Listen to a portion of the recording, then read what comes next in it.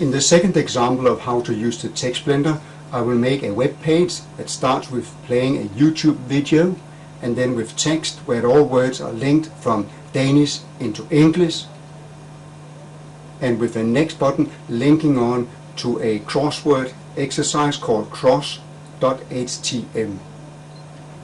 I start by selecting the language. I will still use English. Go to the overview.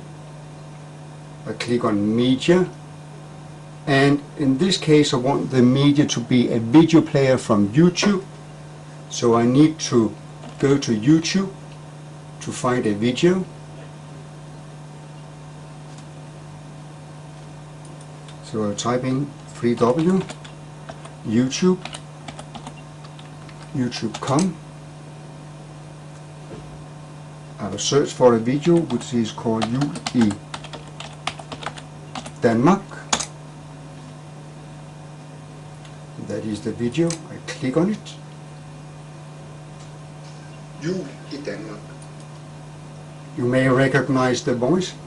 Anyway, the information I now need for the video is found here, and it's called embed. So I click on that line. I make sure that I have highlighted all of it, and I press Ctrl C, and then I go back to the Text Blender, click the video player, click the button that says embedded video information. It is important to make sure that it is the full text that I paste in. I use Ctrl V and say OK. Then the instructions. I'll have to type in a headline. Remember the headline, that is the big text that will appear there. I will call it Jul i Danmark.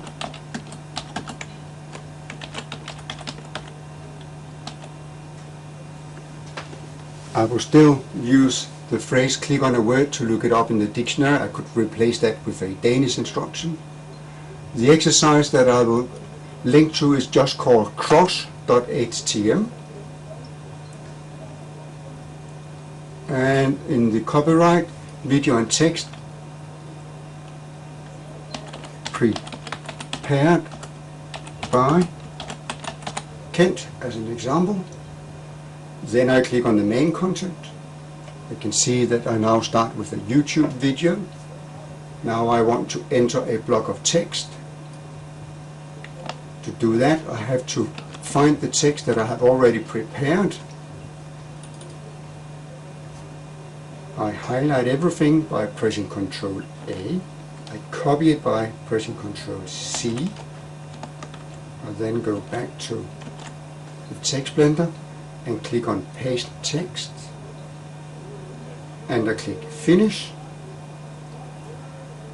Then I need to select a dictionary. The text is Danish, so I have to select from Danish into English. I check with the summary that I'm satisfied with all the decisions and click Export. I want to use Dropbox to export my exercise directly to the web.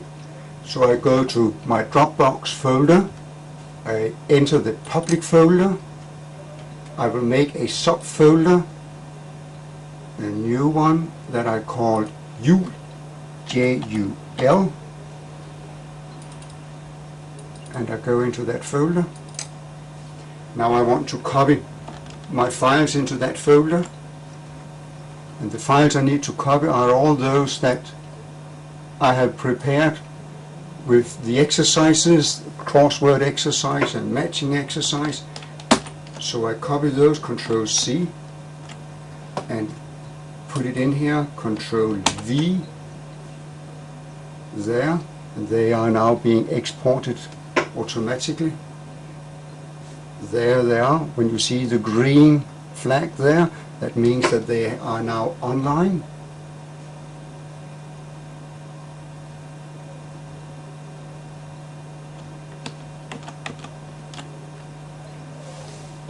I want to export the web page. and I want to export it to my public folder and the subfolder I created previously called Jul.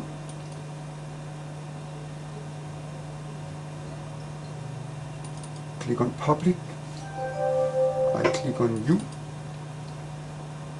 and I will just call it Jul and say OK. It's important that it's called jul.htm because the ending .htm tells the software that it is a web page. There. And it is now ready to be opened with my internet browser.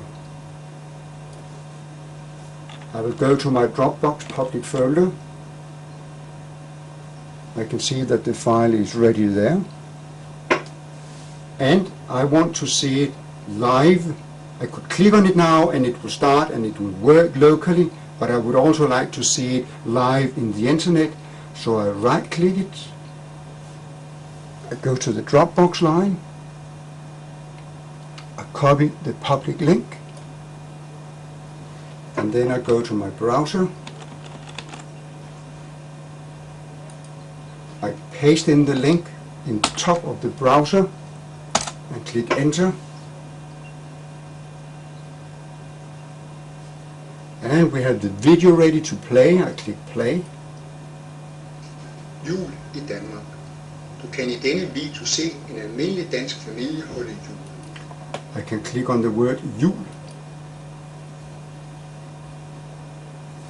And it looks it up from Danish into English, Christmas, Jul or Christmas Day. I could change the target language if I want, for instance, in Spanish, or let's take it in Polish. I click go.